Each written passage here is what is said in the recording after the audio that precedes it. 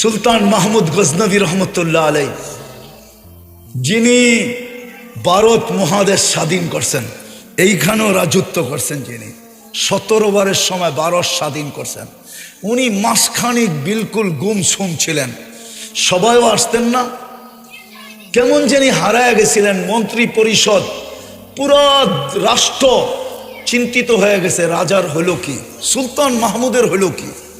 একদিন উনি হাসতে হাসতে দরবারে আসছেন, তো সবাই বলতেছিল, মাহমুদ সুলতান, এই মাস 1.5 মাস আপনার এই দুরবস্থা ছিল কেন? আপনি না দরবারে আসতেন, না কারোর সাথে সাক্ষাৎ করতেন। বলে একটা প্রশ্ন আমার দিলে ছিল, ওটা সমাধানের জন্য আমি হারায় গেছিলাম। বলে সেটা কি? বলে গজনি থেকে নিয়ে ভারতবর্ষ পর্যন্ত আমি ইসলামের ঝান্ডা উড়াইছি, কিন্তু আমার মনে আমি জানতে পারি না আজ পর্যন্ত যে আল্লাহ আমাকে মাফ করলেন কি করলেন না, কিন্তু কালকে রাত্রে আমি জানতে পারছি। বলে সেটা আবার কিভাবে জানতে পারলেন?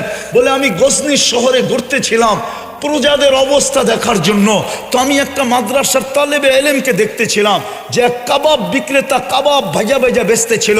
ওই ছেলেটা ওই কাবাবওয়ালার চুলার আলোতে কিতাব পড়ে যখন কাঁচা কাবাব ঢালে, তখন তেল যখন ছিটা যায় তো ও দূরে সরে যায়, তেল ছিটা যখন বন্ধ হয় তো ও আবার কাছে আসে, আবার কিতাব খোলে, আবার পড়তে থাকে।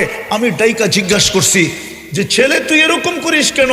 বলছে আমি গরিব বাপের ছেলে, ঘরে রাত্রে বাতি জ্বলে না, আমাকে সকালে ওস্তাদের কাছে সবক দিতে হবে, আমি পড়বো তো পড়বো কোথায়? আমি এই জন্য এই জায়গা বাইছা নিছি যে আমি কাবাবওয়ালার চুলার আলো দিয়া পড়বো। তো বলছে বেটা বেটা আমি শাহী মশাল তোকে দিয়া দিলাম, তেল ভরা, যখনই শেষ হবে, খাদেমকে বলছে যখনই শেষ হবে তুই তেল ভরা দিবি। আমি রাত্রে শুনছি আল্লাহর রসুল স্বপ্নে আসছে, আর আয়েশা বলছে সুলতান আমার তালেবে এলেমের তুই ইজ্জত করলি, আল্লাহ তোরে মাফ করে দিছে। সুলতানের নিজের হাতে লেখা আছে, আমরা আপনাদেরকে এমনি বলতেছি না, করবেন কদর। আল্লাহ আমাদেরকে আমল করার তৌফিক দান করেন। ওমা আলাইনা ইল্লাল বালা।